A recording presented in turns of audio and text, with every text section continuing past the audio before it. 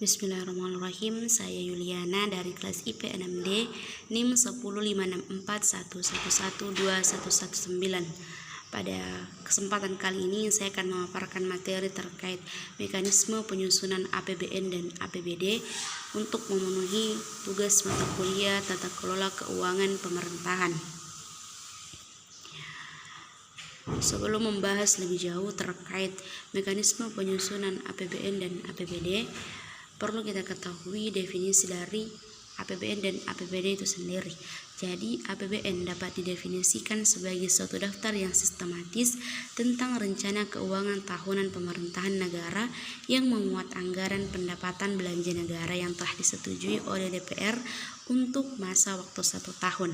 Periode APBN ini pada masa Orde Baru dimulai dari tanggal 1 April sampai 31 Maret tahun berikutnya. Sedangkan di era pemerintahan saat ini, periode APBN berawal dari tanggal 1 Januari sampai 31 Desember. Hal ini sesuai dengan pasal 23 ayat 1 Undang-Undang Dasar 1945.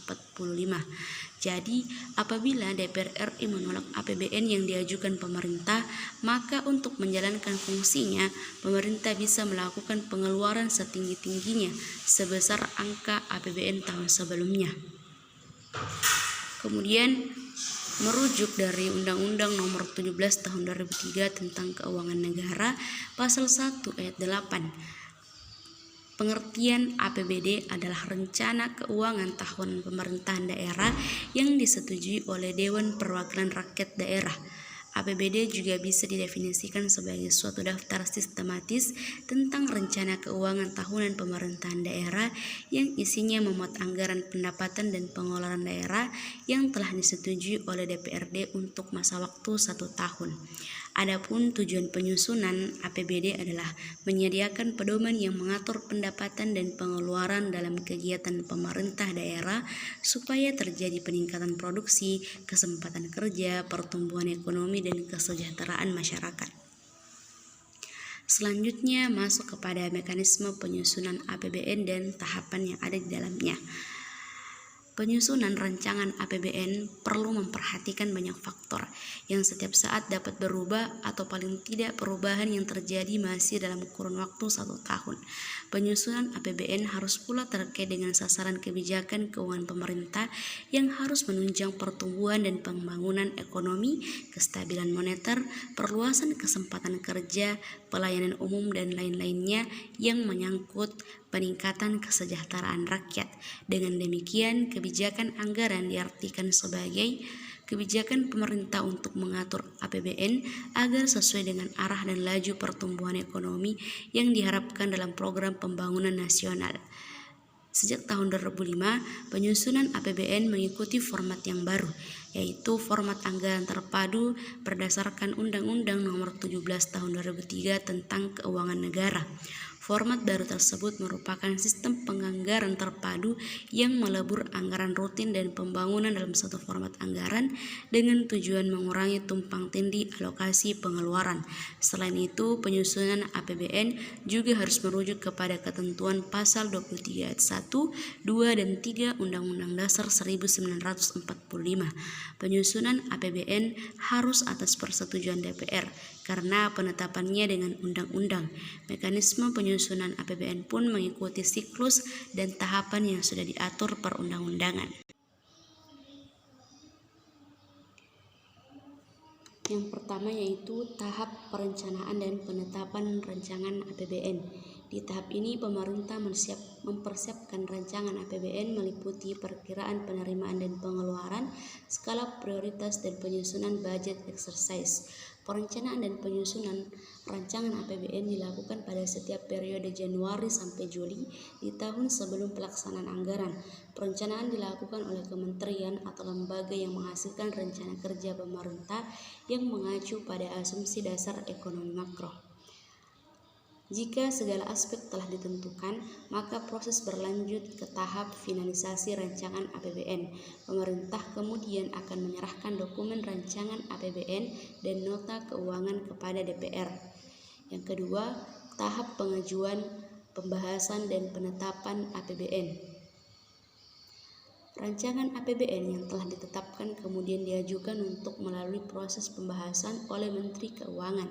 Panitia Anggaran DPR harus mempertimbangkan dan mempertimbangkan masukan dari DPD. Hasil dari pembahasan rancangan APBN akan menjadi Undang-Undang APBN yang memuat satuan anggaran. Satuan anggaran merupakan dokumen yang berisi pedoman alokasi dana setiap departemen atau lembaga, sektor, subsektor, program, dan berbagai macam proyek. Pembahasan dan penetapan APBN idealnya berlangsung selama bulan Agustus sampai Oktober pada tahun sebelum pelaksanaan anggaran. Jangka waktu penetapan APBN tidak boleh lebih dari 2 bulan sebelum tahun anggaran dilaksanakan. Yang ketiga, tahap pengawasan pelaksanaan APBN. Pelaksanaan APBN selama Januari-Desember di tahun anggaran berjalan. Dalam anggaran belanja negara harus berdasar kepada prinsip hemat dan efisien, efektif, terarah dan terkendali sesuai rencana, serta mengutamakan penggunaan produk dalam negeri. Pelaksanaan APBN akan diawasi pengawas fungsional dari eksternal maupun internal pemerintah. Kemudian yang keempat, tahap pertanggungjawaban pelaksanaan APBN. Sebelum tahun anggaran APBN berakhir, Kementerian Keuangan diharuskan membuat laporan pertanggungjawaban pelaksanaan APBN. Laporan pertanggungjawaban pelaksanaan harus disampaikan pemerintah kepada DPR selambat-lambatnya 6 bulan usai tahun anggaran berakhir. Presiden harus menyampaikan rancangan undang-undang pertanggungjawaban pelaksanaan APBN kepada DPR yang isinya berupa laporan keuangan yang telah diperiksa oleh Badan Pemeriksa Keuangan. Nah, laporan keuangan itu sendiri meliputi laporan realisasi APBN, neraca, laporan arus kas, catatan atas laporan keuangan yang dilampiri dengan laporan keuangan perusahaan milik negara dan badan lainnya. Selanjutnya yaitu mekanisme penyusunan APBD dan tahapannya. Yang pertama, tahap perancangan dan pengajuan. APBD dirancang dan diajukan oleh pemerintah daerah kepada DPRD dengan dokumen-dokumen pendukung. Tahap ini akan berlangsung pada minggu pertama